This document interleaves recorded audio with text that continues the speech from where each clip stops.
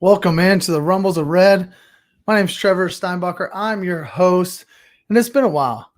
We took a little break, but we're happy to be back. We are live tonight, rolling into the preseason, end of June. Got a lot of things going on coming up here, July and August. But tonight, I brought in a couple of guests to help me out. We're going to talk about a startup draft that we recently completed. And of course, we're going to bring some hard-hitting analysis. Kyle, we'll start with you. How's it going? Oh, it's going good.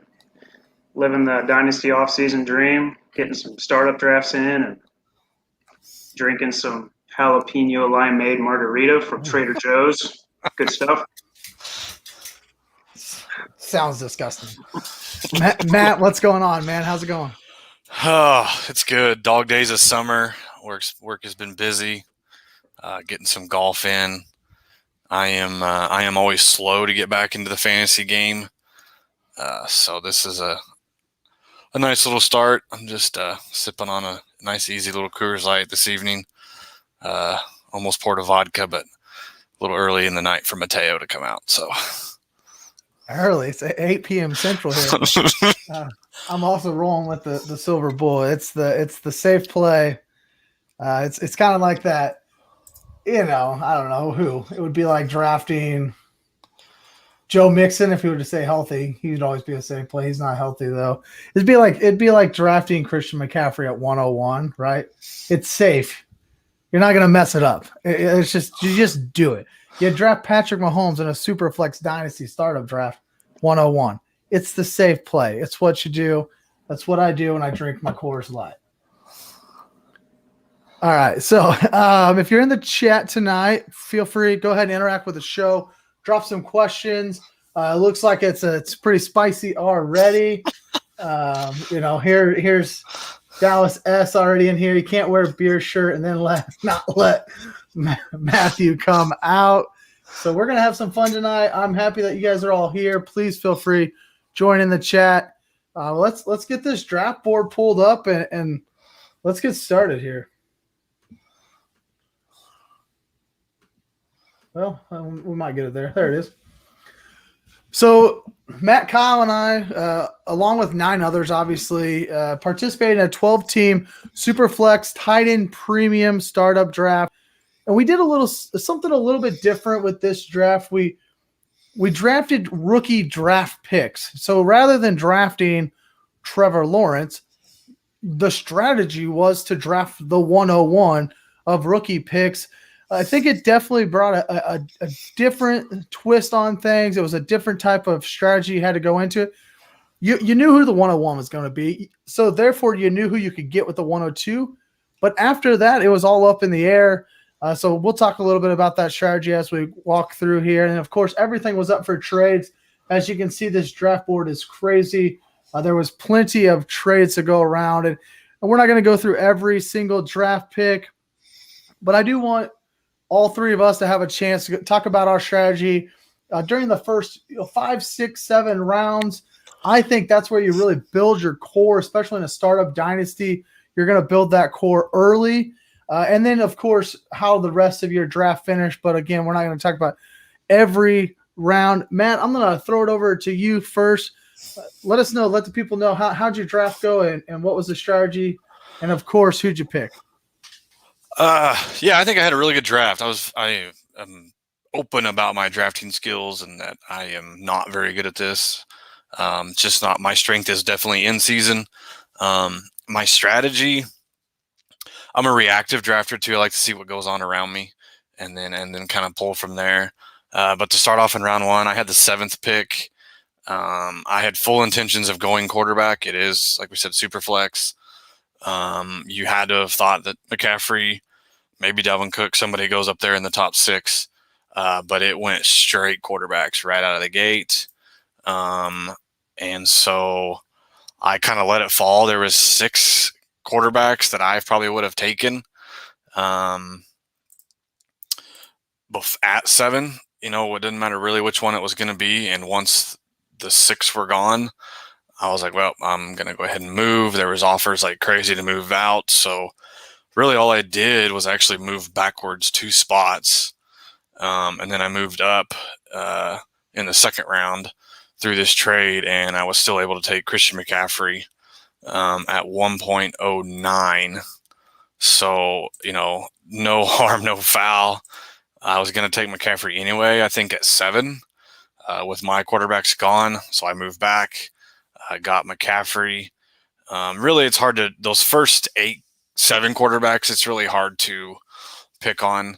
But once Burrow went at, 8, it was chaos. So moved back. Loved getting McCaffrey at 9. He's still just 24 years old. So after that, there's a little bit of run of quarterbacks. We get into round 2.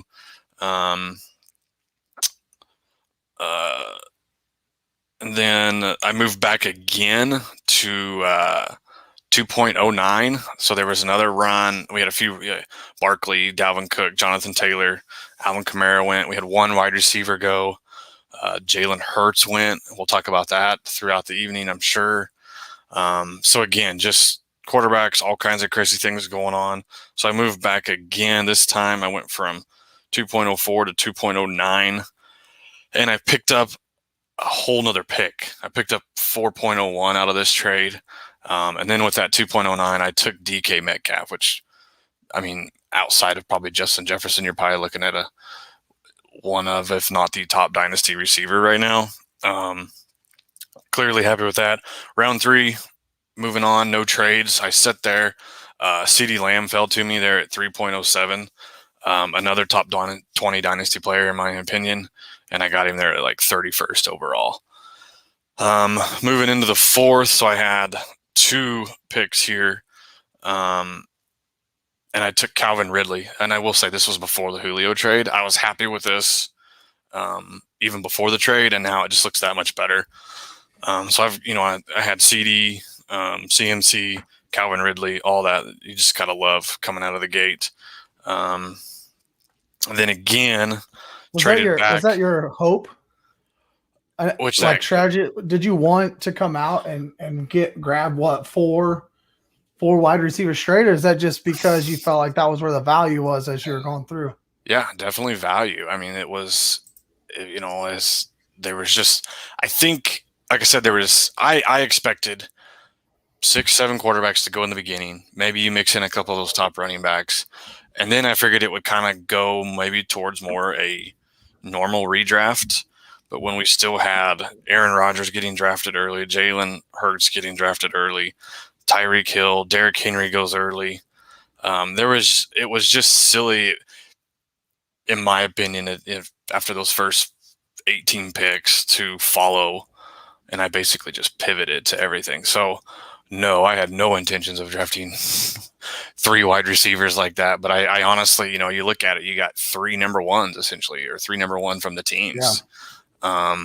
You could argue that CD and Amari are kind of 1A, 1B, but that's splitting hairs. CD's the younger one. We'll take it. Completely happy with it. But yeah, so we move on down, and I kind of continue the trend. I take Chris Godwin at 410. You're not like, it's still Tom Brady. He's much longer is he going to play? We don't know. You're splitting a little bit with Mike Evans, but you're still looking at 100 targets there for the year. And that's my wide receiver 3 at this point. So you'll take that, and you'll take that value all day long. Get into round 5, and I feel like the value after round 5 has started to kind of slow down. It was really hot and heavy early, I think, with just the amount of quarterbacks and weird things that were going on and trades and stuff. So I didn't necessarily. I drafted Miles Sanders at 5.7. I not necessarily in love with Miles Sanders, but second running back, he should see. Probably the last time I wore this shirt, to be honest. Yeah. Dallas on here asking when the last time Matthew saw the sun was. Don't hate the shoulders. Hate the game. Not a huge Miles Sanders guy. I'm really not. But as my second running back in the 5th round, it was just a good spot. He'll still see the volume, and that's all we're really after. So to recap, just real quick, I start off, I go McCaffrey, DK, CeeDee Lamb, Calvin Ridley, Miles Sanders. Really like where I'm at as a core. Still don't have a quarterback. Still don't have a tight end. Not panicking at all. And so I took a chance. I don't know how many quarterbacks are off the board at this point. I was going to count that. But I had, through some other trades and stuff, I had 2 6th-round picks. I had 6.06 and 6.10. And I traded both of those away to move up to 5.09, and I took a chance on Deshaun Watson. And it's dynasty. We know kind of how the NFL handles these things. I mean, at worst, he gets suspended for maybe half the year. We don't know what's going to happen, but misses half the year at worst. And I've got a top 4 quarterback going into 2022. So that's the only downfall of it, is maybe I lose him for maybe you lose him for the whole season, but I'd be shocked. We've just seen the NFL. They'll punish it. They'll do what they think is right. And that's a topic for another discussion, but he'll play. Yeah. And he might not play just because he doesn't want to play in Houston, whatever the case is. The way I see it, you got a top 3 player at his position. If he's on the field, I mean, he ended up last year as quarterback 4. He's very young. If he has no issue, off the field issues, and he wants to play in Houston, he's right up there in the top 6 quarterbacks being drafted in any startup draft. Yep. So, I mean, now you're starting a draft with 7 straight if he doesn't have all his issues.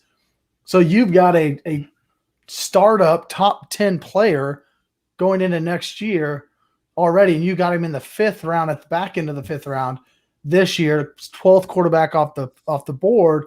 You're right. You lose him potentially, just the worst case scenario. You don't have him at all this year, but again, you still have him next year. I don't anticipate him missing more than 1 year. If he misses anything at all, he gets traded, gets cut, whatever the case is. He's a generational talent. He'll be good wherever he's at. Yep. Exactly.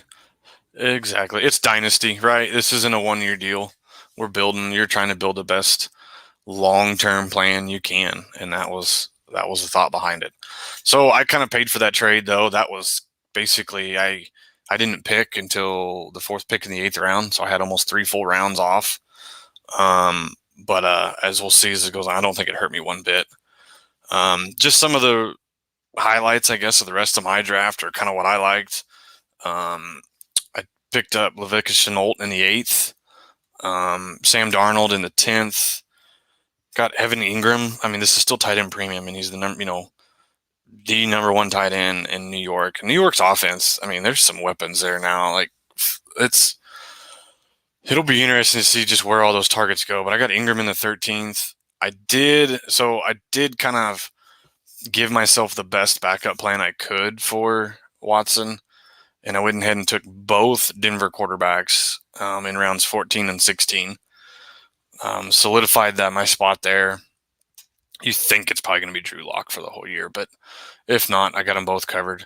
And then I made another trade with another league mate here, and I traded James Conner. I received James Conner and received a draft pick, and I took Chase Edmonds with that draft pick. So I was able to go ahead and lock down that entire backfield and kind of round out my running backs there. So all in all, super happy with the first few rounds. And we'll talk about the rookie stuff here in a little bit as well. But yeah, the other piece here, as Tyler tells us, that Just Take My Money is looking great on the big board. If you're following us live on YouTube, you'll see there's no players here. I told you earlier we drafted rookie picks instead of players. So we'll talk more about Tyler's team here a little later on, give you a little tease there. But, Matt, I want to mention, you talked about CMC at 109. I think I agree, like, complete steal that late. Most pick drafts I've seen, he's going off at 7 or 8. I understand 9's only one more pick back, but there's no reason why guys like Russell Wilson and a rookie, essentially Trevor Lawrence, I guess he went 10th. Sorry. Still, he went right after, but Joe Burrow goes right before him. I don't see any reason for those kind of things. Those guys could have come back on the turn for those guys. And CMC, he's only 24 years old. Yeah, he missed a lot of time last year, but he still averaged 30.1 PPR points per game in the 3 games he played last year. Finished as a top 10 running back in 2017. Finished as the second running back in 2018. And, of course, we all know how about his 2019 season. I mean, since the guy's been in the league, he's been a top 10 running back. And even last year, he only played 3 games and averaged 30 points a game. So 30 points. If he's on the field, like he's destroying everyone. He's a running back and a half. I mean, that's literally what it is. It's a running back and a half when it comes to his production week in and week out. Yeah, and Sam Darnold there I think is an upgrade, and I think he'll continue to dump it off. Yep. I love it. I like that pick a lot. I wanted to make sure I mentioned that because I just thought that was to be able to trade back and still get a guy like that CMC. I think is just a really good move in the first round. Kyle, let's move over to your team here.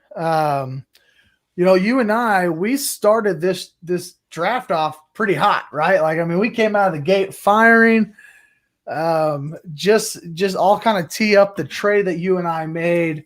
I'll talk a little bit about it with my own team too, but I knew I had to get in front of Taco Corp, right? He was picking 5th. I was picking 6th. And you came and said, I'm interested in your 6th pick. I wanted to trade out. I was adamant about trading out. And so I had to get up to the 4th. So I traded up to the 4th. I lost a couple picks in the 2nd and 4th. Like, just had to move back. I didn't lose those picks. And then you and I made a big trade. You gave up your 2nd, 4th, and 6th round picks to get up to 104. And then, of course, you got like an 8th and a 10th later on as well. But you gave up essentially 2 picks in the first 6 rounds to get up to take a second quarterback in the first 4 picks. Kyle, tell us about your draft and about the reasoning behind losing those picks to get your second quarterback. Yeah, so my plan coming in was to obviously take Pat Mahomes at 1-1. I've never had the first pick overall in a draft ever, so that was pretty neat to get the choice. And I'm glad it was a super flex because that makes it a lot easier, in my opinion. Take Pat, move on. I had zero intentions on moving back into the first round, but my strategy coming in was to try and trade, whether it be future capital, other mid-round picks, to try and trade up and get as many top 40 guys as possible. But then once that trade came to move up to the 1-4 and grab Lamar, kind of pivoted off that and focused more on another plan of mine, which was to try and trade back or into the middle rounds to target wide receivers. Because before draft even started, my plan was to come in and completely punt wide receiver until those middle rounds where you have more of that that value that falls. So picking Pat at 1-1 was quite simple. Making that trade, it was worth it to me to give up that 4th and 6th round to get up and get Lamar. There's 2 things I wrote down here. Matthew needs a smoke break.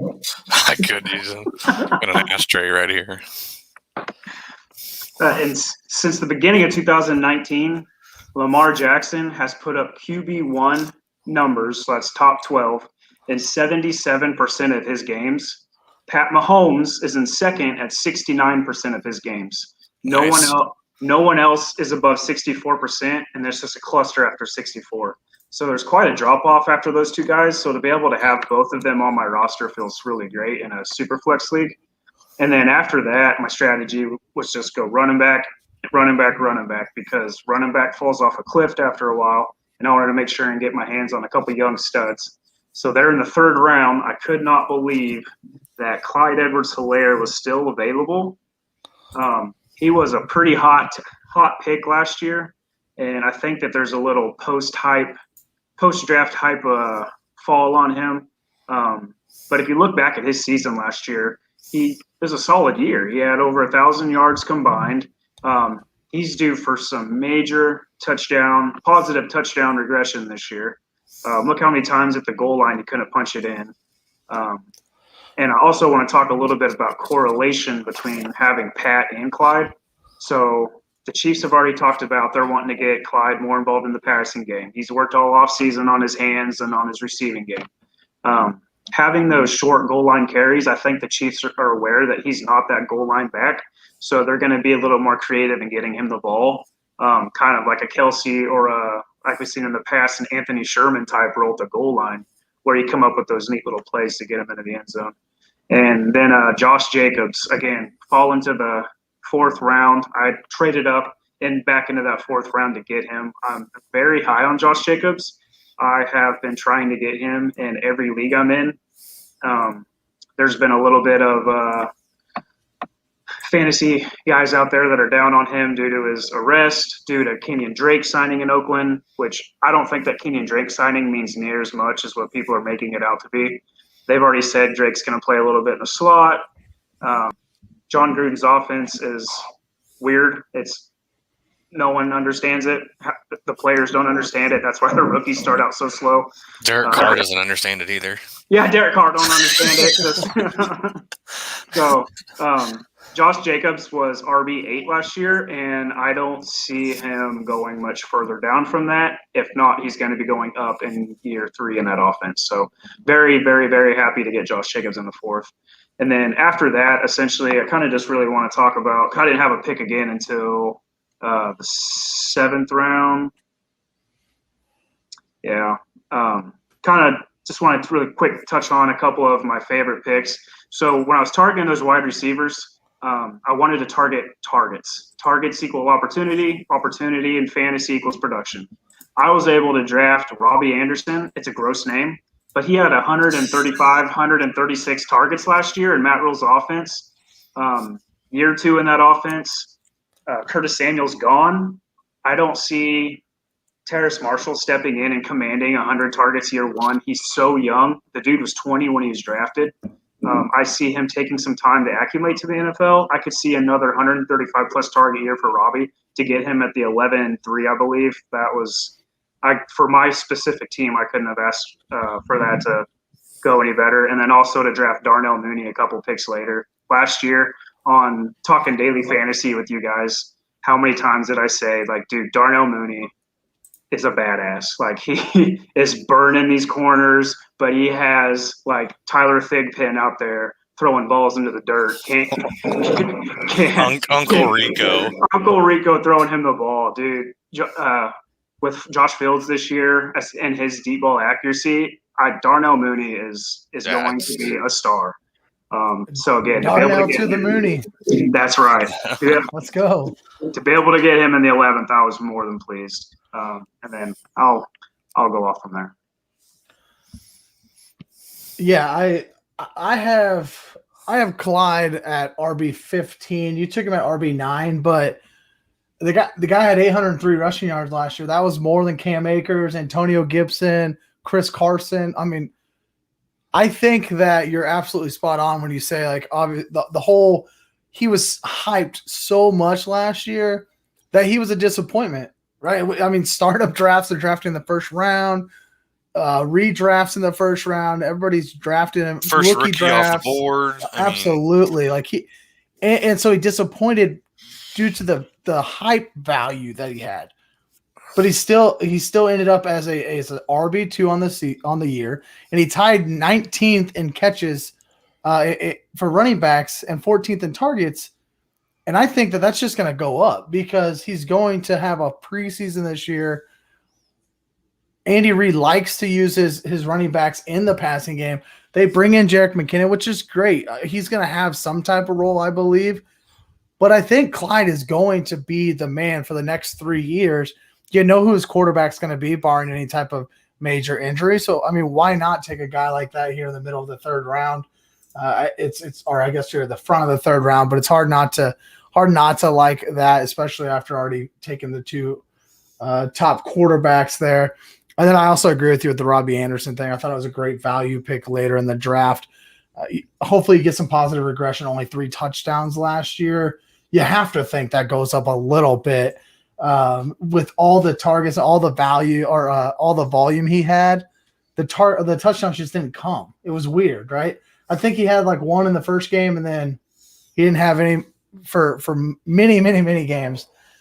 throughout the year. So hopefully you get a little bit of positive regression there with Robbie Anderson, just 27 years old. I mean, for a wide receiver, he's just now coming into that prime time, I think. I gotta commend Kyle too. I texted this. Obviously, with the slow draft, we had all kinds of time to dissect every pick and talk about everybody's picks and different things. But I mean, I kind of got to commend Kyle. I would have never made that trade there in the beginning to get up and get Lamar. That's fine. I'm not knocking him at all.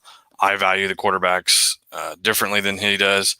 But Kyle is always a player that he goes and gets his dude. Like, you don't, like, most people, they're scared to go do it. They're scared to give up capital. They're scared to give up picks, whatever it might be. Don't want to make other teams good. We hear that one a lot. But you went up and you got your guys and you don't really care what it does to you on the back end, and you'll worry about it when you get there. And I think you filled out your team very nice as you've gone on through with that. But I mean, you only got two quarterbacks, so if you got an injury, I mean, it could be tight, but yeah, but you have two of the best in the league.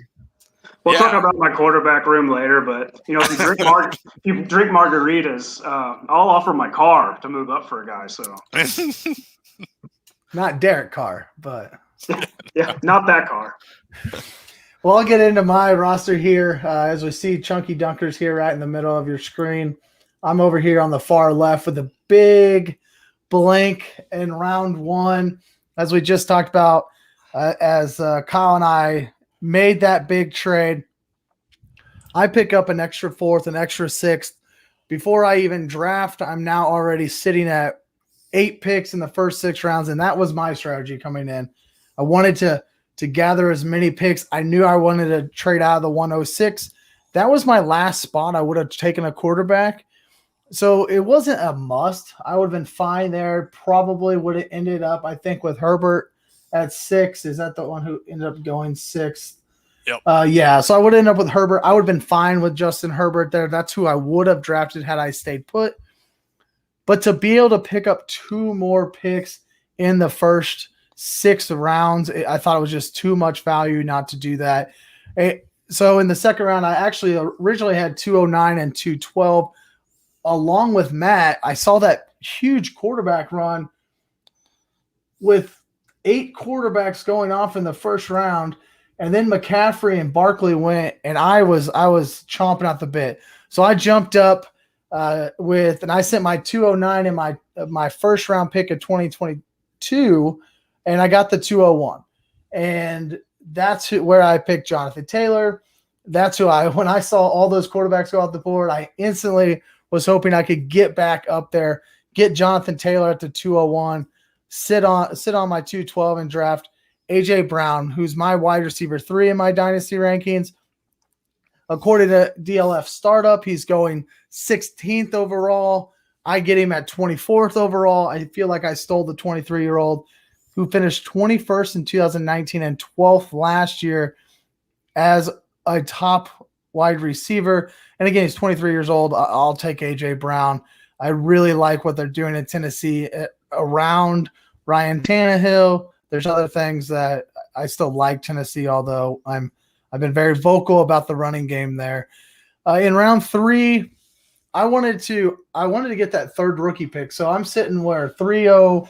I was originally sitting at the 306, and I really wanted that third rookie pick. That was going to guarantee me a top rookie quarterback. Lawrence was going to go 101, and Lance or Field, I assumed, could have went 102. 103, I could have got the other one. That's what I wanted. It went right in front of me. So I was like, whatever, I'm out. I traded back 2 spots, picked up an extra 10th round pick, and still drafted DeAndre Swift, which is who I would have drafted at the 306. Devontae Adams and who did you draft? Matt, I think it was you. DK Metcalf, yeah. Maybe that's who it was. No, Devontae Adams and somebody. CeeDee Lamb, I think. Those are the 2 guys on the board that I was – the 2 wide receivers on the board at 306. I didn't really care for one of those. I wanted to get DeAndre Swift when I knew I had an opportunity to move back. Snagged an extra 10th and still got DeAndre Swift. So I was pretty happy about that. As you'll see, my strategy here was I wanted first and second round – our first and second year running backs. So to get two of the top running backs out of last year's class, I was pretty stoked about that over the first 3 rounds. 2 picks here in the 4th. Finally took that first rookie pick. It was the 7th rookie pick already taken, but I wanted some skin in the game early. I wanted to get into that rookie draft, and I wanted to do it early. I did not want to do anything later. I get the 10th here in a minute too, but I wanted it in early, but I also didn't want to overpay. Here, I felt like when I took this pick, it's going to be ETN or Javonte Williams, depending on how the draft was going to fall. That's who I felt like was going to be there in the 7th pick. So essentially, the way I looked at it is I took my 3rd running back already here in the first 4 rounds. And then at the end of round 4, I took what was my 2nd of 4 wide receivers over the first 5 rounds in DJ Moore. You see on the board Terry McLaurin at 506 and T. Higgins at 510. But I got active here in the 5th round again, and I made 2 trades. I feel pretty good about these 2 trades. So when I combine the 2 trades, I moved my 607, my 9th round and 11th round pick for the 510, 702, and 10th. So I moved up in 3 different rounds. I moved up, and I gave up 2 future seconds essentially over the course of 2 different trades. I did that all to come up and get T. Higgins, who I love T. Higgins. I've got him as wide receiver 15 in Dynasty. He had 108 targets last year as a rookie. That's more than A.J. Brown had. That's more than Brandon Ayuk had. That's more than DJ Chark had. I mean, the guy's going to continue to get the targets. And now Jamar Chase is there. Higgins doesn't have to be the alpha anymore. He doesn't have to be the guy. T. Higgins can just go out there, gather 110 targets, and be a wide receiver 2. And that's going to fit perfectly on my team as I drafted him as my 4th wide receiver. In round 6, I take another rookie pick, that 10th one. Again, now I feel like that's probably going to be at pick 10. My guess is Bateman maybe, Jalen Waddle potentially. I didn't assume Smith would last till 10. So I'm feeling like I have 3 running backs and 5 wide receivers through 6 rounds as I take 8 picks in the first 6 rounds. I really liked where I was at so far. You see, I finally take a quarterback, though, in round 7. I took my first tight end in Irv Smith at 10-10, and I ended up going pretty heavy on veteran quarterbacks. I ended up with 5 quarterbacks in the end of the startup draft and 4 tight ends. I essentially just went quantity over quality at this position. Right? I felt like I got a lot of great value with skill positions early. I go with just the quantity. Maybe Carson Wentz pays off finally. Maybe Aaron Rodgers retires and Jordan Love is now the quarterback in Green Bay. I just took a lot of shots there for quarterback and tight ends because I felt really good about my first 7 rounds of drafting there. So you heard go ahead. You're kind of a known, just from previous drafts and stuff, you're kind of a known non-RB guy in early rounds. I mean, talk about that a little bit. Like, clearly you have to like where you ended up, but I mean, talk about, taking those 2 guys early versus the wide receivers or in everybody else's case, quarterback. Yeah, you're spot on. I usually am not a big running back guy. I'm not a 0 RB guy by any means, but I did another startup, a super flex startup draft 2 weeks prior to this. And I traded from 103 to 101, got Patrick Mahomes, and I traded from, I think it was 209 up to 207 to grab Trevor Lawrence. Like, I started that draft with 2 quarterbacks. I don't think I took my first running back until the 4th or 5th round. That's normally what happens with me, right? That's a normal Trevor draft. Yeah. But I came into this draft, once I knew I was in the 6th spot, I knew that was going to be, I assumed that was going to be the last chance for a quarterback. So I thought maybe I can get out of there with some good value and then focus on those running backs, but not only focus on running backs, but focus on 1st and 2nd year running backs. It's something that I got to give a shout out. Full Tilt Dynasty podcast. There's some guys I chat with quite often. It was it was something that they were going into drafts doing this year. And for me, I thought, why not? Why not try it for one startup draft? Why not? I mean, that rookie class last year, there's 6, 7, 8 guys out of that class that you're going to get them for another 3 years on their rookie contract. And we all know that running backs, when they turn over to that second contract, that's when they turn south fast. So I wanted to take that approach and see what happened. And I feel really good about the young running backs that I have. And like you said, that's not normal. I'm usually always just finding some scraps like Mike Davis for like 6 weeks, and then then plug in Raheem Mostert for 2 weeks when he's still healthy, guys like that. So I'm happy to have one dynasty team that I actually have some good young running backs on. Let's talk about some of these other teams here. If you're in the chat, whose team do you like better between on the screen? It's Big Red's Fantasy, which is mine. Frank Underwood is Matthew, and then Chunky Dunkers is on there. Which team do you like better between those three? And as you guys are telling us that in the chat, we're going to tell you about what team we think won the draft that we haven't talked about. So not one of our 3 teams, but one of the other 9 teams who we think won the draft. And Matt, let's start with you. Who do you got? I'm going with none other than the petroleum god himself, Rylan. What's his team name? Helicopter Deshaun. Start off with Herbert in the first. Messed up. It is messed up. I'm not even sure I was legally allowed to say that on air, but Herbert in the first, and then really liked where he backed up his running backs here with Aaron Jones and Nick Chubb back to back in the second and third. We all agree with this real fast. Sorry, I didn't mean to just take my money over Taco Corp. We're all 3 in agreement to that. Yeah, Taco speaking of Corp that, might be the worst team. I just got a text. Oh, no way! It's just another shitty trade offer from Dallas. No big deal. But yeah, back to Helicopter Deshaun here. Aaron Jones, Nick Chubb back to back. I expect huge things out of Aaron Jones again. Jamal Williams gone. I saw a little tweet today that I think Jamal Williams leaving left like 145 vacated carries or something. I know AJ Dillon's still there. I get that, but vacated carries is still a thing. It's pretty tough not to like Nick Chubb and Aaron Jones back to back. I thought maybe he reached a little bit on Darren Waller in the fourth. It's hard not. He's still the big 3. Get it, PPR machine. Maybe a little high for me, but that's fine. It's hard to be nitpicky. Allen Robinson in the 5th. Gonna like that again. We've already talked about Mooney and what Justin Fields most likely is going to do. And then followed it up with Mike Evans, and then he gets Baker in the 7th. So you look at those top 7 picks. Love it. Debo in the 8th. Then he gets Marquise Brown.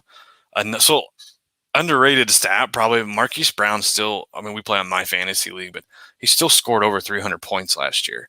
So through 9 rounds, he's got 2 quarterbacks that are, both going to score over 400 most likely, and 3 wide receivers that'll score over 300, and 2 running backs that are probably going to score 300 plus. So you really got to like where he's at as far as a core to start.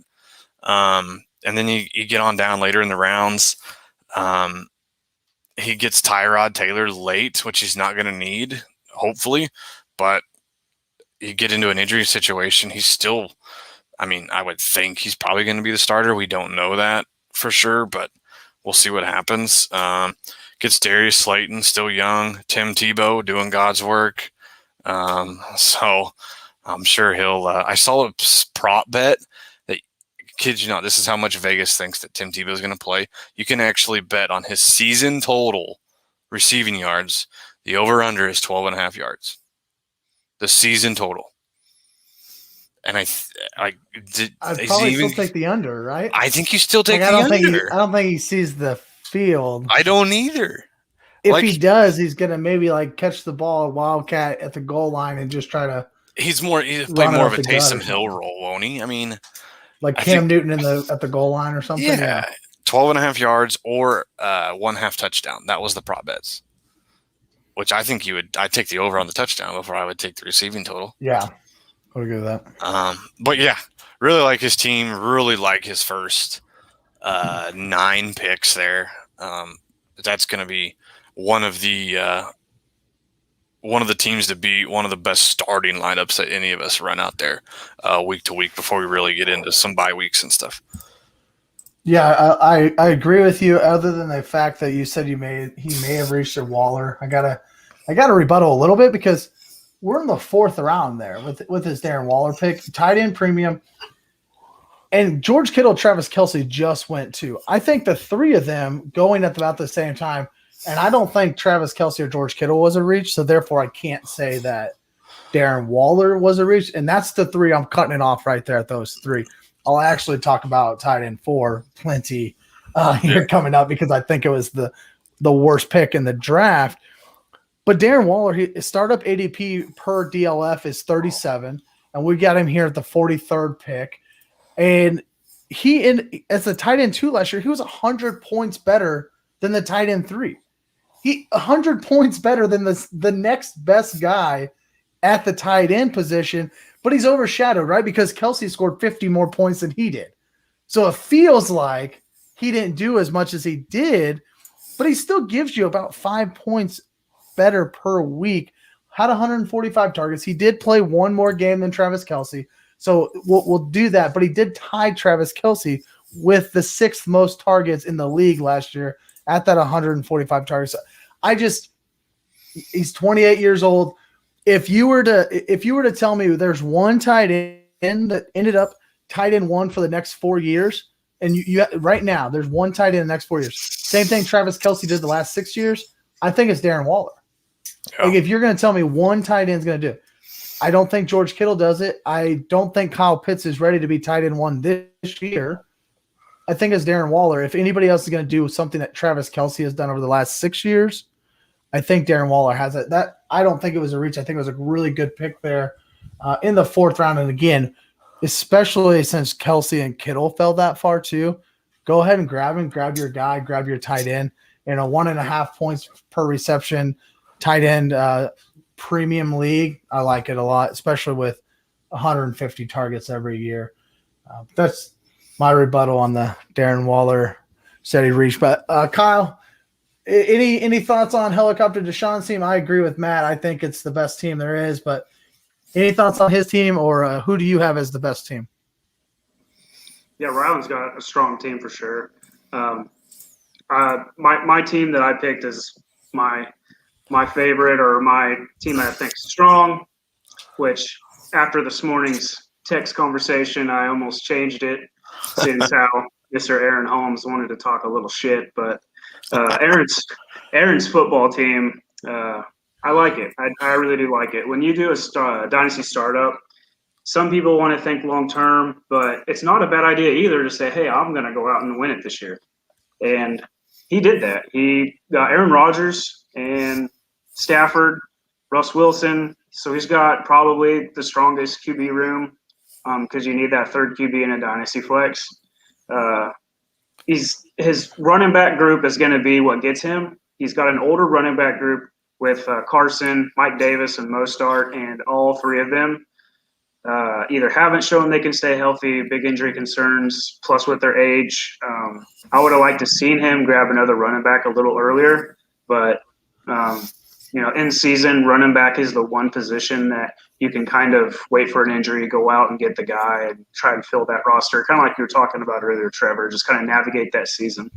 But this is where he comes in really strong. He's got Keenan Allen, Stephon Diggs, Nuke Hopkins, and Robert Woods. That is a lot of targets for a wide receiver room. That's a strong group for him. Goddard and Hooper are fine tight ends. I see Aaron's team as kind of like a 2-year window. So he better go out and win that championship a la Tom Brady in Tampa, or he's going to go out like Breeze and be like the Saints and be looking at a rebuild. So kind of like Aaron's team. I think he drafted a fantasy football coffin in like the 10th round as well for those running backs that he's got there. Arbitration period. Yeah. How is he not the oldest team in the league? Was he not the oldest? I don't think he was. His average age 29. Someone's getting So beers during the middle of Well, the when you have a Beer Me Babe shirt on, they bring them to you. Dang it. Can I take a picture of you and send it to my wife? See what happens. No, I gave him a lot of trouble during the draft. I agree with you. The wide receivers, they are stacked. I mean, he looks great there at wide receiver. But to wait until the 6th round to get your first run, we just talked about it. I'm not even a guy that gets a lot of running backs, but the 6th round is a long ways down there. Chris Carson maybe has a half a year left.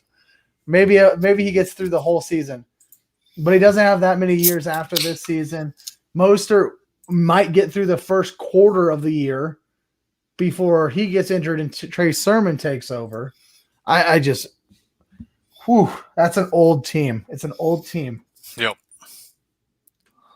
it's an old team, but his quarterback and wide receiver room could carry him. And especially if Goddard can stay healthy, which Goddard might be the linchpin of that team.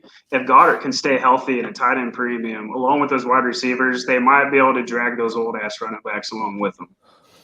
Yeah, and I think that was really good there. He's kind of the type of team that might hang around at 500 for most of the season, get to the playoffs out of the bye weeks, and just run the table because he's got that age. Yeah. That's what that kind of team does. Yep. Yeah, absolutely. I was a little upset when he took Matt Stafford in the 6th as his 3rd quarterback already, and I hadn't even taken one quarterback because I had my eye on Matt Stafford. But that's all good. No, I agree. I think that he definitely has a very good, and like you said, I think you said you gave him 2-year window. I would agree with that. He's definitely got that 2-year window. I'm going to talk about a guy that nobody likes to talk about, and that's Taco Corp. So, look, he obviously wasn't my first pick. He's not the team I think did the best, but the guy who runs the show set the rules that we couldn't talk about the same team. So I couldn't talk about Ryland's team, who I think probably would have been maybe the 3rd best team if I'm being biased. But I think Taco Corp's sitting in the middle of the pack. He did a solid job. I do think he did a solid job mixing rookies with veterans. He ended up with 2 or 3 rookie picks over the first, I think he ended up with 3 of the first 9 rounds because he actually ends up trading for one that doesn't show up on the draft board here.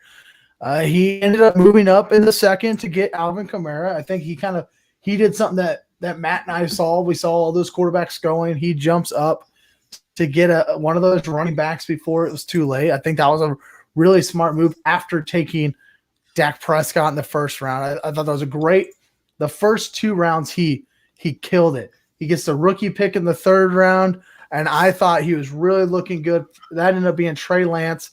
So he's got Dak Prescott, Trey Lance, and Alvin Kamara. But then in the 5th round, I don't know what he did. I don't know where he went. I don't understand what he was doing. He trades out of the 4th to get the 5th, trades Joe Mixon to get the 5th rookie pick. It felt like he wasn't really sure what he was doing, potentially. Like maybe he just got caught up in the trades a little bit. Honestly, like that's how I feel when I looked over his draft. And even during the draft, I didn't really understand what was going on. But overall, he ends up with Hawkinson there in the 5th. Probably a little high for me. I think into the 5th, early 6th for this Mark Andrews, TJ Hawkinson, Noah Fant crew. I think I would have wanted to see that last a little longer. But look, hey, I mean Hawkinson, I think is the only guy that's going to make any targets in Detroit this year. So get your tight end, man. Kenny Galladay, okay. Juju, like what's going to happen next year? You don't know where he's going to be. You can't draft a guy this year expecting he's going to be a number 1 wide receiver next year because he hasn't shown that since Antonio Brown's left. Corey Davis in the 10th round, I do think was a really solid pick though, because I do think he'll be a number 1 this year. But that's it. I think after that, he's not going to be much of a wide receiver. I think they got him for 2 years there in New York. So overall, the strategy just seemed very, very sporadic. He like I said, he does a good job mixing rookies with veterans, but it kind of just felt like he wasn't really sure exactly where he wanted to go. And that happens, right? Especially when the draft board starts to change, you might start to lose where you're headed. So let's talk about the other side of the thing. So who had the worst pick or worst draft, and why? That's what we're going with here now. So Dallas thinks that he's coming to Kansas City. So Corey he's Davis. on the Juju. He's on the Juju to Oh. KC train. And maybe he does. I'm not going to draft a guy to expect he's going to come. Dallas would. He's young, but look at this. Look who goes after him. Jerry Jeudy, Chase Claypool, Laviska Shenault, Michael Pittman, Cortland. There's other. If you just want a young wide receiver, there's better young wide receivers, I believe, that has a more stable future than what Juju Smith-Schuster has. So, all right. All right, let's talk about the worst teams, and I'm going to start here because I can't wait any longer to talk about this. I have been waiting since we started it, hoping for Rodgers. The third column here on your draft board there. Let me bring your attention to him. There was 32 trades in this startup draft. 32 just during the startup draft. That doesn't include what happened during the rookie draft. He goes the first 12 rounds, doesn't make a trade, and that's fine. That's a strategy, right? He knew coming in, I'm not making any trades. Hashtag fade the trade. Whatever. Do your thing, man. The drafting was horrendous. Okay, Josh Allen at 102, it's a layup. You have to take Josh Allen. You can't not take Josh Allen. But you come back with Ezekiel Elliott and Austin Eckler. The two of the oldest running backs you can draft. Take one, please. Zeke, I have him as the top 10 running back for 2021. Eckler, I think, is a top 24 or top 14 in 2021. So I don't mind them for this year. If this is a redraft league, a super flex redraft league, I love your draft so far. It's not. It's a dynasty. You got to mix it up a little bit. Nick Chubb, Cam Akers, J.K. Dobbins, Clyde, DeAndre Swift, Antonio Gibson. All of those guys, except for Nick Chubb, are 22 years or younger at running back.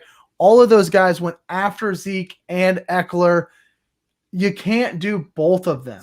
Take one and then pair him with a younger running back, because then you get the great Zeke play this year that I expect to happen, and you get good play this year, an RB2 this year, plus you get the opportunity for these guys to become RB1s in the future. Zeke and Eckler will not be on this roster in 3 years. They're not going to be in the NFL in 3 years. They're old running backs. Running backs get old in a hurry. And then you go take Mark Andrews. It's a bad pick. I'm going to talk more about it later. It's a bad pick. It felt like he panicked. It felt like he saw the 3 tight ends come up, and he's like, oh, I got to take Mark Andrews because I'm not going to have a tight end. It's a terrible pick. I do not like Mark Andrews. I have him as my tight end 7. I have him behind Hawkinson and Fant. And so taken here in the 4th round, I didn't like that at all. And then he finally gets into some wide receivers. Michael Thomas, Adam Thielen, OBJ, Cole Beasley, old, and older. I mean, I love Michael Thomas, but you can't, in a startup draft, you can't take all old guys. You just can't do it. If you want to win this year, you can't take all young guys either, right? You can't just take all rookies and expect you're going to win this year. Okay, but you can't take all old guys either and expect to have a good dynasty team. Maybe you compete this year, or maybe OBJ sucks again because he has the last 2 years, and maybe Cole Beasley doesn't show up on the field because he's 32 years old and been in the league for like 2 decades, it feels like at this point. So I'll get off my soapbox. I just nothing about this team excites me. I think that he drafted James Robinson in the 8th round. Did he watch the NFL draft? Does he know that Travis Etienne got drafted there? Maybe he just thinks James Robinson's keeping his job as an undrafted free agent running back. It's not happening.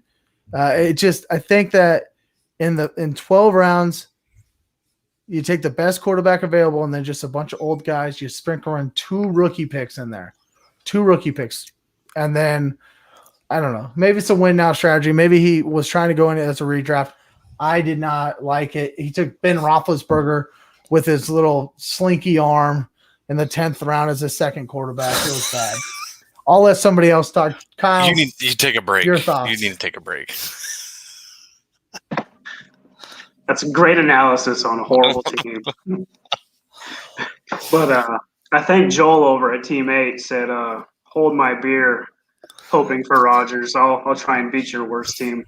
So he took Burrow at 1-8, which is fine. You know, Burrow's got that robotic knee. His upside's a little, or his rushing's a little limited, so his upside's limited. However, he's got those 3 alpha receivers that he's gonna be fine. I'm not mad at that.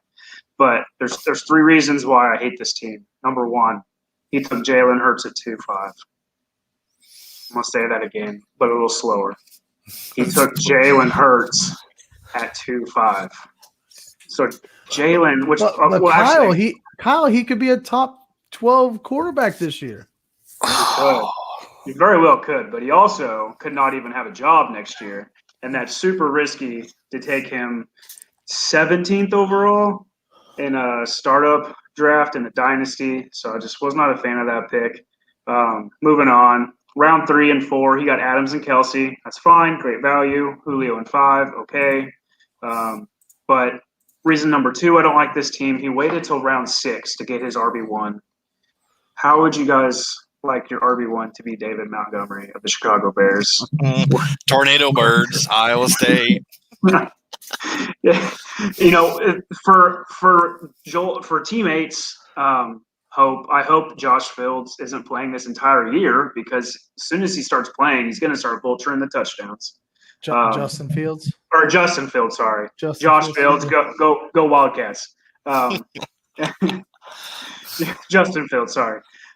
David Montgomery, he benefited from the easy schedule to finish last year. You know, I'm just not a fan of that pick, but he had to make it. I get why he made the pick, because he waited so long to get that running back. And then he follows that up with Gaskin. Do we need to roll it back for Holmes and let him know that I did say his team was really old? Yeah, Aaron, his team is old, and it was also one that no one liked. So, moving on. Reason number 2 or 3 that I wasn't a fan of teammates' team. So he took Jimmy Garoppolo in round 11. So old Jimmy G is toast.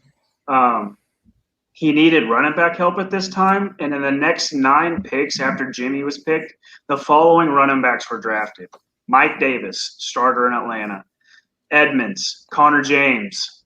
Take at least one of them and get a piece of that backfield. Damian Harris. The sooner Mac Jones comes in, Damian Harris's stock's going to go up. Cam's not vulturing those touchdowns. All of those guys I would have liked to see on this roster. It could have been an RB3-4 type player for this guy. Jimmy G, I just don't see how that helps his roster at all. And then I'll finish with this. If Jalen Hurts ends up sucking this year, the Eagles have 3 first-round draft picks next year. They're going to use one on a quarterback, and your second-round startup draft pick in Jalen Hurts was a complete waste. Yeah, I agree. I think you can get Jalen Hurts. I think you could have got him in the 3rd round, you know, and then get. You could probably get him in the 4th. Probably. So I mean, Dynasty League Football has got him as QB 13 with an average ranking of 46. I mean, that's almost that's closer to 5th than it is the 3rd in a 12-team league. Mm-hmm. Like, I get it; it's super flex. Everything kind of gets skewed a little bit, but these are actually super flex rankings that I'm looking at. But my goodness, I think a lot of it had to do with the quarter. I mean, I think seeing Russell Wilson pressure. and he took Joe Burrow too. So maybe he was feeling that he wanted to come in and hit 2 quarterbacks. Yeah. And I like that idea, but he took Jalen Hurts over Aaron Rodgers in a dynasty startup.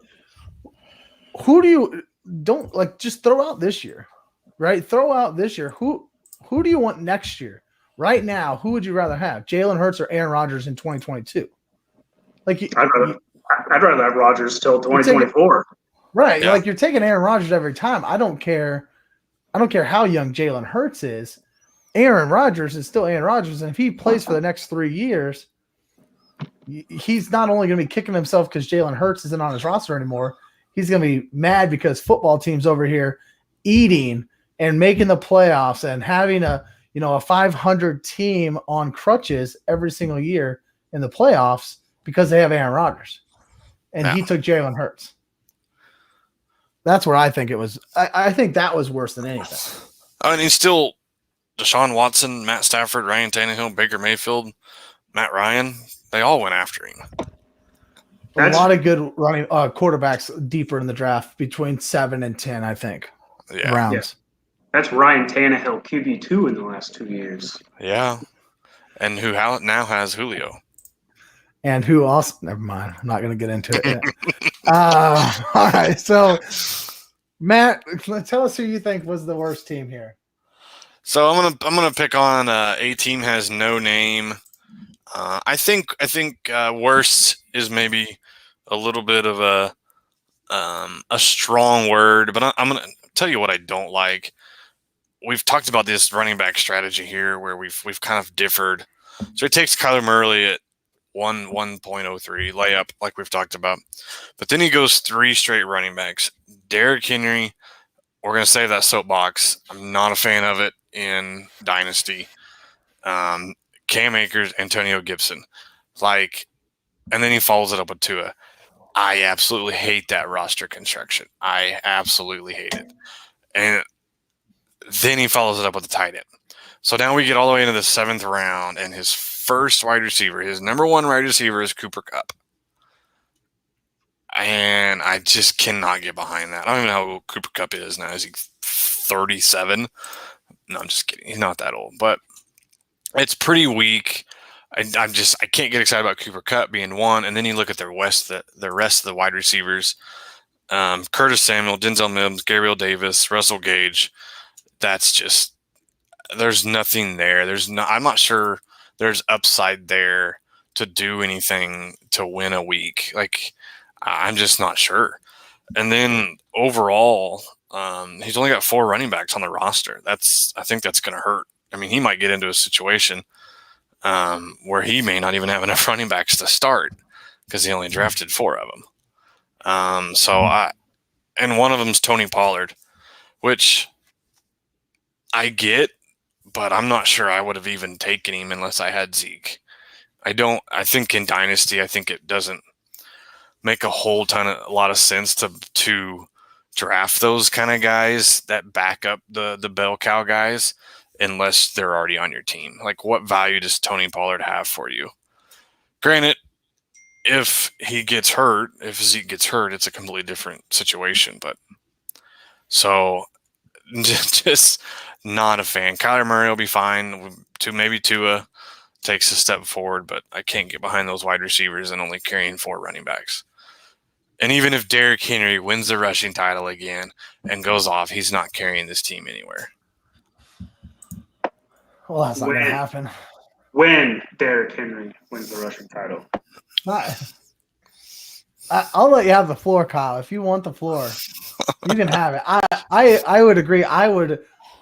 Could you imagine taking Cam Akers at the 210 and then a guy like DeAndre Swift or Nick Chubb at the 3-3, and then he's running out Cam Akers, Nick Chubb, Antonio Gibson, Cam Akers, DeAndre Swift, Antonio Gibson. That I would have got behind that big time. I love Cam Akers and Gibson, but I agree with you too. I think Tua was a bad pick. I think that's where you go with your first wide receiver. Yep. Is right there. You want a tight end. Maybe he came in wanting a top 8 tight end, so he grabbed Noah Fant. Okay, that's fine. But if you take one of those, if you go in the 5th round and take a different running back or wide receiver there, I think it makes it look a lot different. But yeah, that's once Derrick Henry, falls out of top 24 startup value after this season, he's going to be hurting. 5th round wide receivers, receivers that went in the 5th round: Michael Thomas, Allen Robinson, Terry McLaurin, Julio Jones, T. Higgins, Amari Cooper. Yeah, I'd probably take any one of them guys in the 5th round versus Tua. I want guys who are going to increase value. In the 2nd round, there's no way Derrick Henry is a second-round startup dynasty pick next year. Like that's not. He's going to be a year older. There's no way that's happening. And I'll let you go ahead, Kyle. I want to hear it. I was patiently waiting. Derrick Henry is going to be another top 5 back this year. He's going to, whatever they want to say about regression after the back-to-back 300 attempt seasons, I do think that they reel him back in a little bit just because there is that 17th game. But because of that 17th game, he's only got to rush the ball 1.5 times per drive to reach that 300 carry mark. And Derrick Henry behind that offensive line that graded out as a top 10, top 15 unit at the end of the year compared to the beginning of the year, that showed that line got better. It's going to be more efficient. He's going to see less stacked boxes because of Julio. You know, people weren't scared of Josh Reynolds lined up across from them last year. Now they have Julio and A.J. Brown. They got to focus more safety. They got to put the safeties back. They got to focus more attention on them. Derrick Henry is going to be more efficient in his runs. He's not going to see 380, whatever it was. I think he had 399 total carries and receptions. He's not going to see that volume again, but he's definitely going to hit that 300 volume again. And with a more efficient Henry, which is crazy because he's already efficient, but a more efficient Henry on top of that, you're looking at another top 5 season. And then next year, he's probably not top 5, but you're getting another year of top 15, top 20 Derrick Henry, and 2 years of a running back and a dynasty startup. I'm fine with that. Then what are you going to do with him? You ride him. As you're wiping your ass with your championship banner, you can just drop him off your roster. It doesn't matter. Here's the thing. Drop him in the porta potty on the way by. 397 touches is the stat you were going for. I don't care about the touches. TJ Hernandez put out the tweet a couple weeks ago. I retweeted it, quote tweeted it, because there was no context to his tweet except for here's the top 12 touches of the last decade. Here's what they did the next year. He didn't say anything else. Literally just put it out there. I don't care about touches because Derrick Henry doesn't catch the ball. Derrick Henry doesn't. He had 378 rushing attempts and 397 touches. I don't care that he caught the ball 18 times. That's doing nothing for us in fantasy. So I went and I looked up who has 300 rushing attempts over the past decade. And there were 17 of them. And Le'Veon Bell was one of them, and he didn't play the next year. So I'm taking him out of the equation. It doesn't matter. So 16 running backs had 300 carries, and then the following year, 62.5 of them played at least 14 games. So this is not Derrick Henry's going to get hurt. I don't believe that. Derrick Henry's only missed 1 game in his career so far. He's 3 seasons in now. He's only missed 1 game. He is a workhorse running back, and I'm not discounting that. I don't think he's going to get hurt. This has nothing to do with him getting hurt. It has everything to do with the volume of rushing attempts I believe he's not going to get this year. 50% of those guys finish as an RB1 the following season. I have Derrick Henry as running back 8 in my redraft ranks. I think he's going to be an RB1 this year. That's definitely in the realm of probability, not just possibility. Like he's probably going to be an RB1. He is not going to be a top 5 running back. I have him as RB8. I will draft him at 108 if 7 running backs goes off before that. I will not draft him any earlier than that. 25% of them landed as a top 5 running back. So only 1/4 of the running backs who had 300 rushing attempts or more the year, the following year, only 4 of them ended up as a top 5 running back who you think is going to, and you think Derrick Henry is going to be top 5 running back. Derrick Henry was one of them. He had 303 rushing attempts in 2019, 378 last year. He's one of the 4 to end up as a top 5 running back, and only 4 of them received 300 plus attempts the following season. But again, Derrick Henry, 303 rushing attempts in 2019, 378 rushing attempts in 2020. 0 times has someone received 300 plus rushing attempts in 3 straight seasons over the past decade. It's not happening. that they brought in Julio Jones for a reason. This team is going to play behind the entire season. Their defense, bottom 10 in points per game allowed, bottom 5 in total yards allowed, bottom 7 in percentage of drives that end in a score. They give it 45% of the drives against them ends up in a score. They're not going to be able to just run the ball all year long because they're playing a first place schedule, which is one of the toughest in the league. They're going to be playing from behind. They brought in Julio so they could throw the ball more. They're not going to run it 300 times with Derrick Henry. Therefore, he's not going to be a top 5 running back. I'm planting my flag. I've planted it plenty of times before. Everybody knows it, but I'm over it. Derrick Henry is not going to be a top 5 running back in 2021. I'll say one more thing. Derrick Henry, 2021 top 5 running back, and I'm going to say, and this is my reasoning. And I think those fantasy pros have heard this. Whenever you come to a perplexing fantasy player, like everyone on both sides, you got all this data, all this analysis, go down to one thing. What's the eye test tell you? The eye test tells you we have never seen a NFL running back built like Derrick Henry. And number 2, he's not a human being. So top 5 running back 2021. He's a Yeti. He's something. So D. Hember. D. Hember.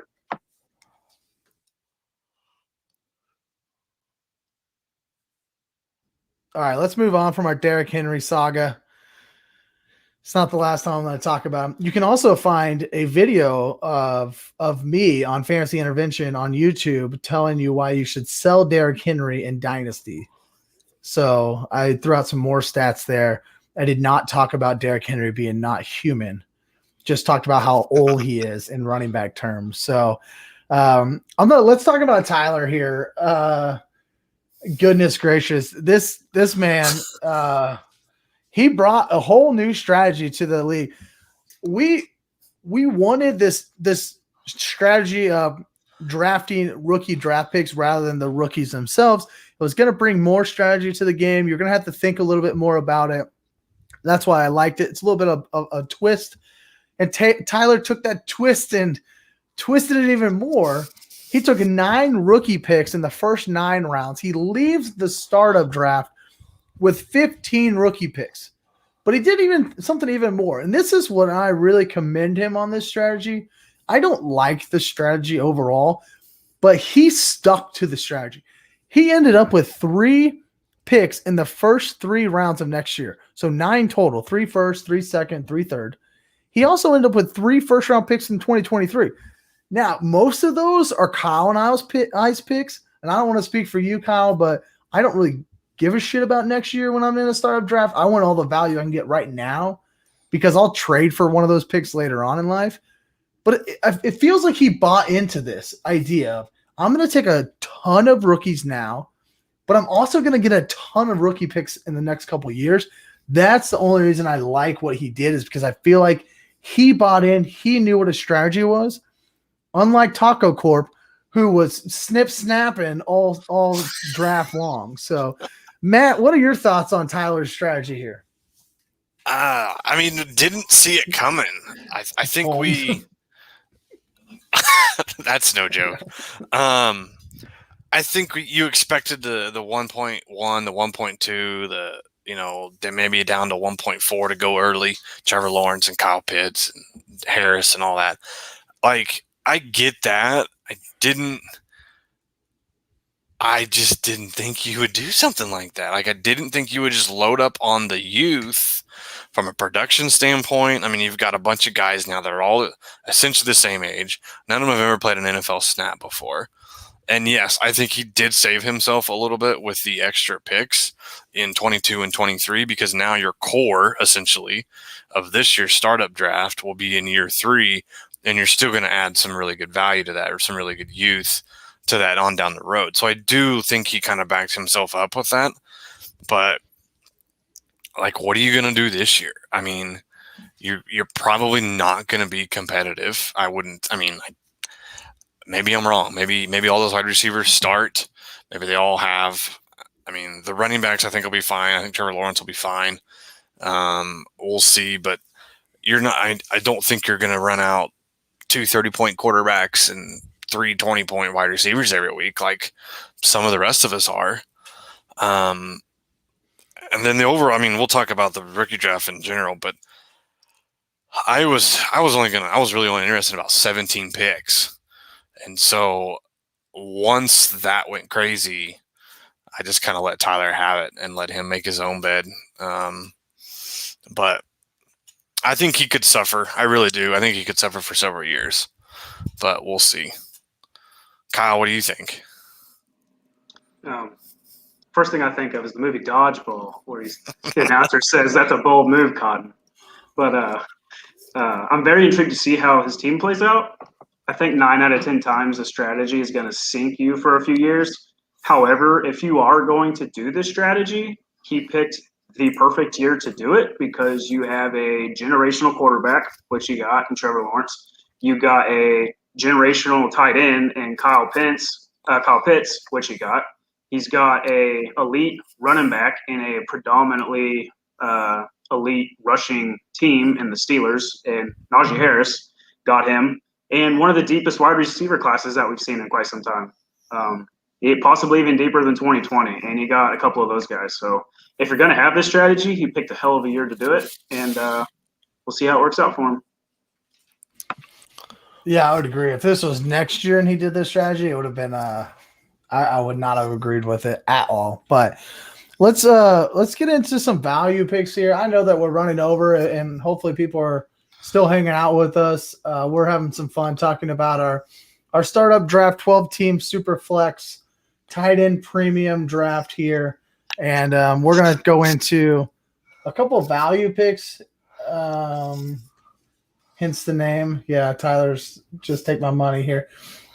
So with values, I just want to kind of hear what's your favorite value, and also the opposite. Like, who do you think made a significant reach during this draft? Where do you think that was at? Matt, let's start with you. I'm gonna give the shout out to you. We talked about it a little bit at the start of the show. The AJ Brown pick there at 24th overall. It's probably only like 6 or 8 spots worth of value, but man, I mean, in a startup dynasty league, that 6 or 8 spots is way bigger in the first or second round than it is in the 5th or 6th or 7th or on down the line, and just seems like a really good spot for you. Just outstanding value. I'll kind of shout out myself. I really thought where Calvin Ridley fell to me was really good value as well. And then we'll get to the reach. We've already talked about it, but the Jalen Hurts, it's just too much.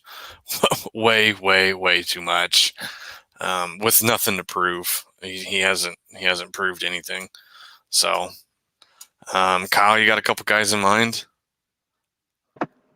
Yeah, as far as value-wise, I was able to pick up Kenyon Drake at 159th overall in the 14th round, and ECR has him at 83rd.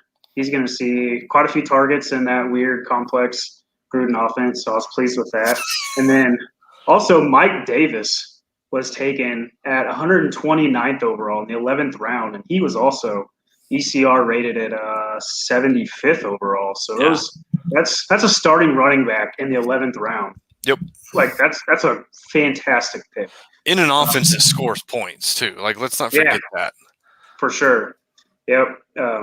Fantastic pick. And then again, Hurts in the second round, I think, was the worst pick in the entire draft. I think the Hurts pick was really bad.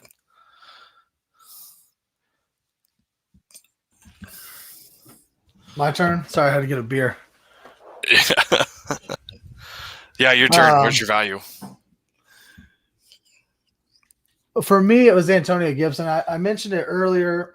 I liked what Colton did here. I have Antonio Gibson ranked as the RB9 in Dynasty. He's drafted as the 15th running back off the board here, 42nd overall.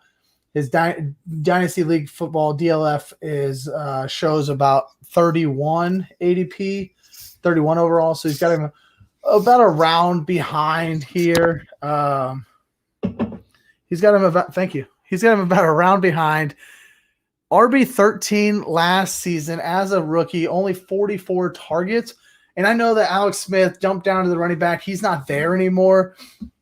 But J.D. McKissick had over 100 targets last year. I think Gibson's, with the preseason, he should catch up there a little bit. I'm not saying Gibson's going to get 100 targets as well, but the guy was a wide receiver in college. I mean, he's going to catch the ball out of the backfield.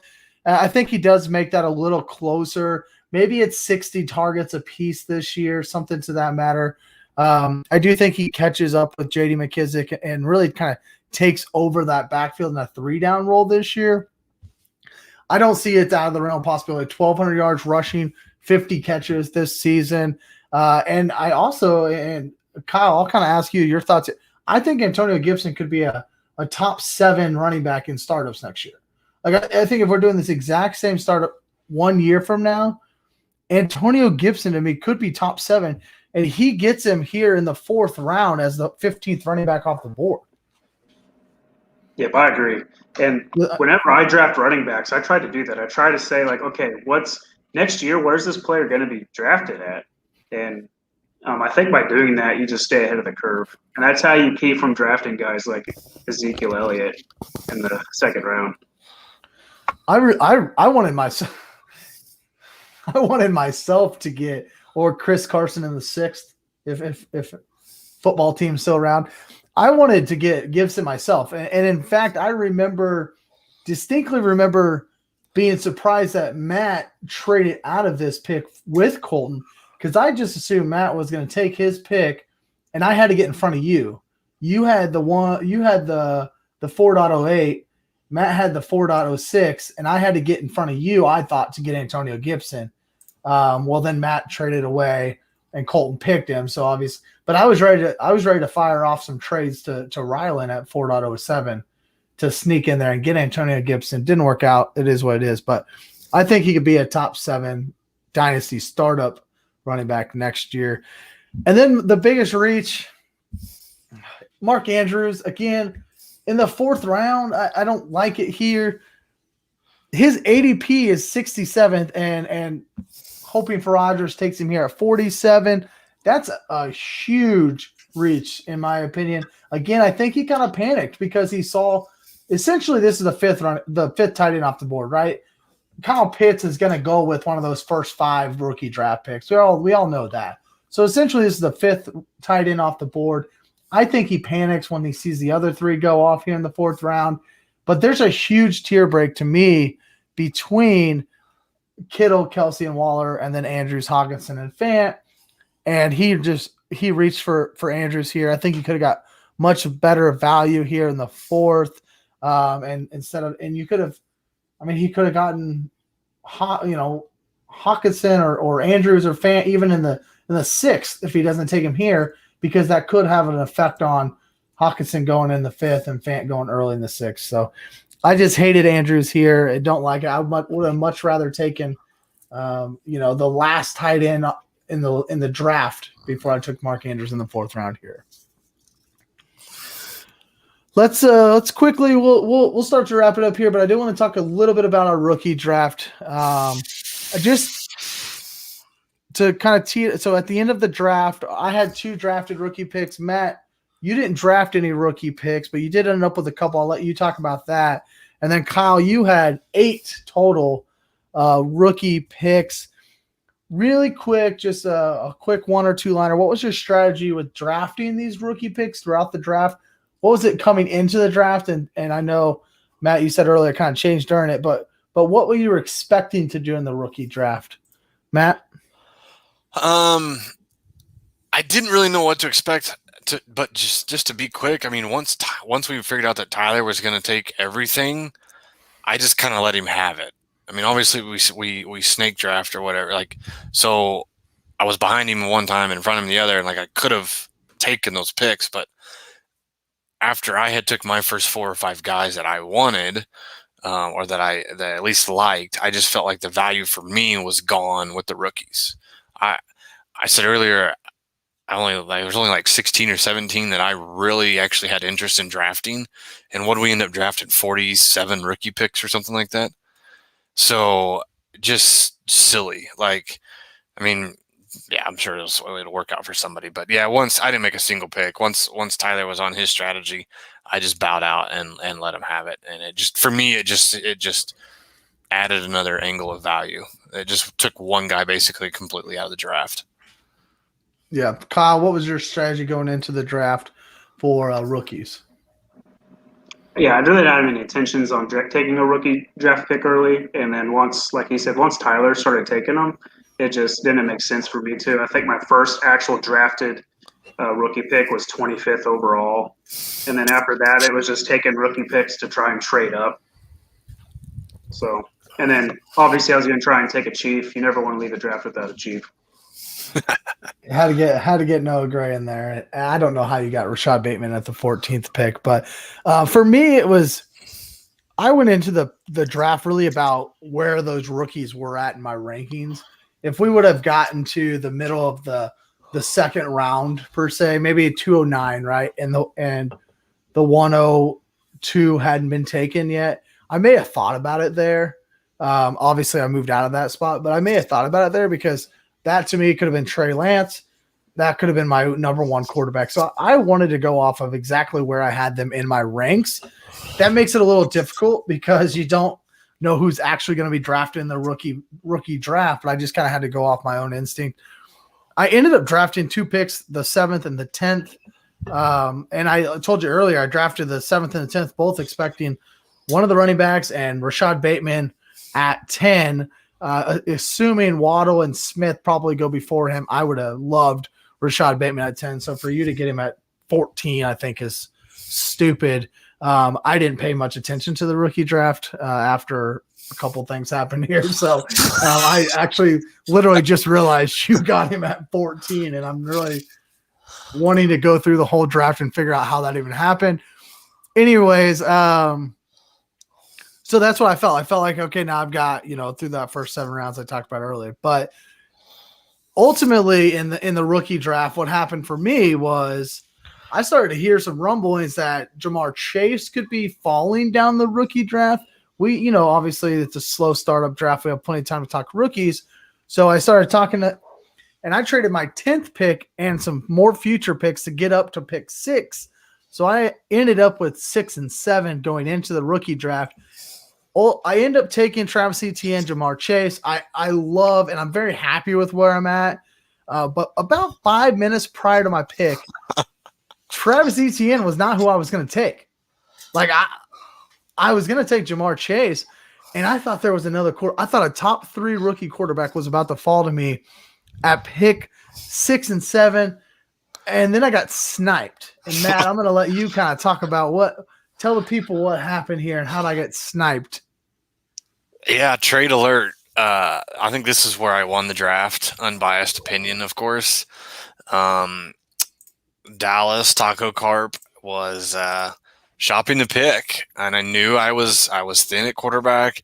I took the Deshaun Watson chance here. And then I'm sitting on the Denver quarterbacks and Sam Darnold, so I knew it could potentially be a weakness on my team. I really liked my team. I had all that value at wide receiver to start. We've already talked about it with DK and CD, and Dallas just so happened to have Dak Prescott, and spoke volumes about pairing him and CD together. And we talked. So we had 8 hours for picks, and I think these trade discussions went for 6. Like, this was by far the most in-depth trade talk I had, I think, through the whole day or through the whole draft. And so I ended up trading CD Lamb in my 2022 first. By the way, I had all my future picks still through all this draft as well, for 1.05. And on top of that, he gave me 1.23 to go with it. So, and then I drafted Justin Fields to pair with Deshaun Watson going forward. So full disclosure, I did know that you were a fan of Justin Fields through some previous conversations. But that's fantasy, right? And it just worked out great. I think I definitely am happy with that trade. I think I definitely was on the winning side of that. Very happy with where that turned out. Yeah, I was hanging out with Taco Corp that day, and I knew that you guys were discussing it. I didn't say a word. I obviously wanted Justin Fields, but I was going to let the two of you duke it out. I was hoping in the back of my mind that he would just say the heck with it and take Travis Etienne. But no, I think I agree. I thought it was a very solid move for you to get Justin Fields, especially having Deshaun Watson and all the black cloud that hangs over him this season, and then the unknown. So obviously there's some unknown with Justin Fields, but hopefully Matt Nagy finally gets it right and just plays the damn guy and lets him play and lets him just do his thing instead of try to roll out Andy Dalton. And so at worst, I start Sam Darnold and Drew Lock for the first 2 or 3 weeks of the season, and then I can play Justin Fields and Sam Darnold. And then maybe by playoff time, depending on what goes, you're starting Justin Fields and Deshaun Watson. Absolutely. We'll see. Kyle, bring us home here. What did you end up doing other than stealing Rashad Bateman at 1.14? How did you get there? And tell us about your rookie picks. Yeah, again, Taco Corp owned 114, and he was a little light on the running backs, and I had a little bit of running back depth. So I traded Kareem Hunt and got 114. Traded Kareem Hunt and 125 and moved back from 125 to like 130 something and got a future pick plus that 114 to get Bateman, who I was stoked to get to pair with Lamar. Bateman is going to be that alpha wide receiver in that offense. So I was really pleased to get him. Then after that, I got Josh Palmer with my specific roster. Palmer was perfect because I have Mike Williams, and I think we're in for a breakout Mike Williams season in his age 26 year. So he's in his last year of the contract. He could be moving on. Having Josh Palmer, who has that third round draft capital, step in behind Mike Williams, it just fit perfect with my roster. I was very happy to get him at 30th overall. And then after that, it was just get your guy season. I got Javian Hawkins, who I love as a sleeper running back prospect. Mike Davis is the only running back in the NFL or in the Atlanta Falcons offense that he's really got to fight for opportunity for. So that's definitely opportunity knocking for him throughout the season. So just having him on the taxi squad is kind of the plan. And then I got my third quarterback, which is Davis Mills, and that is pretty gross to say, but it was I had to trade up to get Davis Mills as well, so which was even more disgusting. But go and get your guy. Go get your guy. Get him, baby. Go get him. That's right. I'm assuming he'll be starting sometime this season. The Texans are going to be atrocious. They're going to throw the ball a ton, and they got to find out what they got in their first draft pick that they wasted on this year. So I think at worst he's going to get some starts. So and then Noah Gray.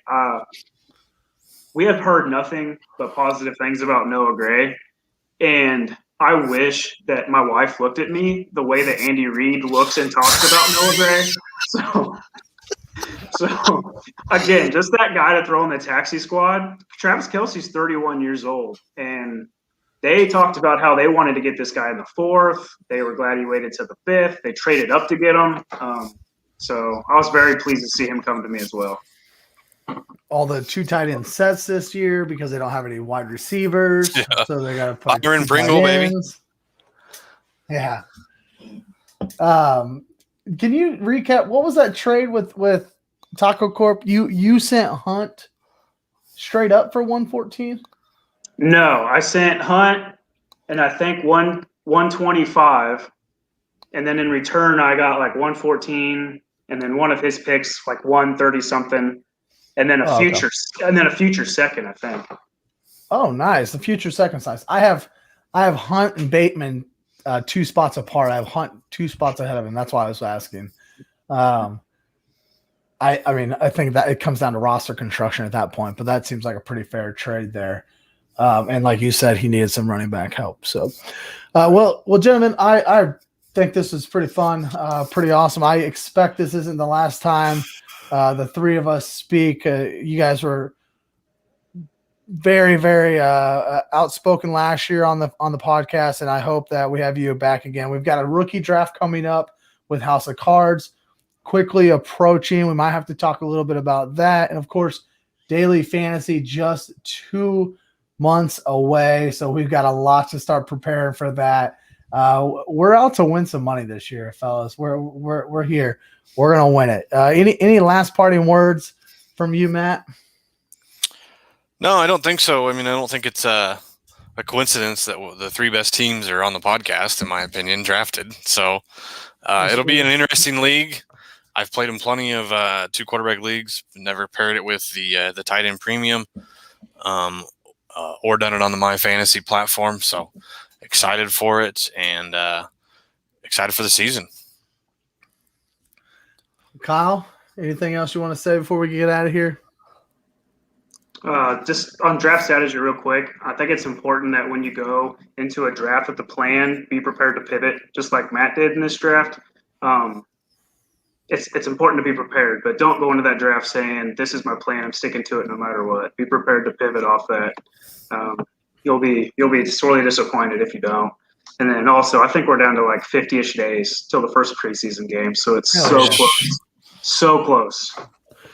Yeah, I would agree with the draft strategy, even in redraft, and we'll talk a lot about redraft coming up. My strategy coming in actually held true, exactly kind of how I thought I wanted it to happen, but that's not normal. Like, it doesn't happen like that. So I appreciate you guys coming on. Everyone in the chat, thank you for joining us. Subscribe on YouTube, The Rumbles of Red. Follow me on Twitter at Trev's Fantasy Pod, and you can find this podcast out as soon as tomorrow morning. Apple, Spotify, Google Podcasts. I'll start putting out podcasts about weekly here in July. Hopefully get up to twice a week in August. Looking forward to it, getting prepared for that redraft season. August is a big redraft month, so I'll have plenty of content coming your way. You can also find my work over at fantasyintervention.com, where you can find my dynasty rankings that I referenced quite a bit today. They are live there on fantasyintervention.com, so go check that out. Thanks, guys, for joining us. Thanks for joining us in the chat. You guys are great tonight. Hit the like button on your way out, and we'll see you guys soon.